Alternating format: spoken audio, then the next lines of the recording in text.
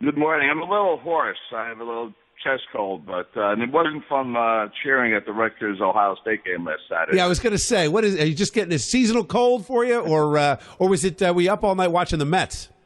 Boy, that was a heartbreaker, but we'll come back. Miracle Mets number 2. All right, so that's your prediction. All right, let's.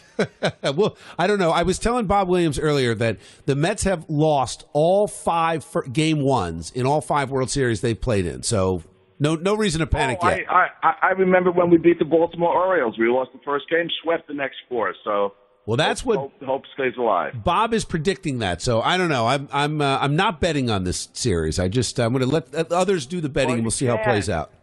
You can't unless you go online, go with your local bookmaker, or hop a plane and go to Las Vegas. See that? Now, all right, so, Senator, let's talk about that real quick. What is going on with sports betting? That is some common ground that you and I share. It's really time to legalize it. I want to go a little further. I'd like to see it in every bar and restaurant in New Jersey. But, baby steps. What is happening with sports betting? Okay, first of all, those baby steps, the bigger steps can't be taken because the federal law definitely precludes that. It does allow, I could do that. We talked about that. Yeah. I could say the Wild Wild West, wherever your local grocery store. I don't think that's a good idea.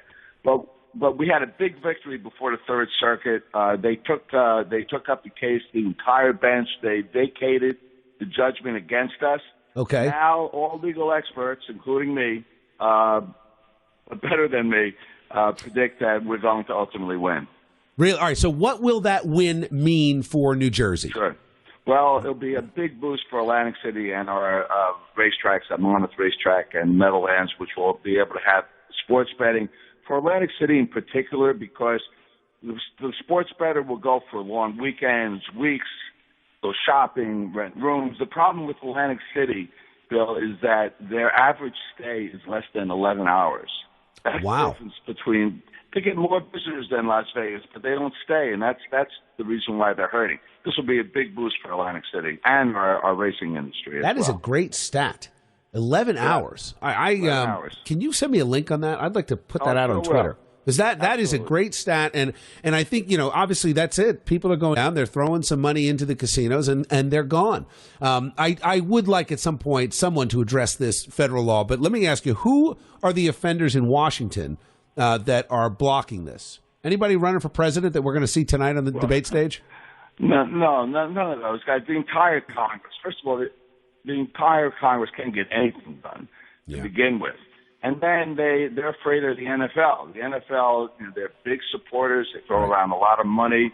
Look how much money Jerry Jones raised for Chris Christie. Now, Chris Christie's supporting me on this.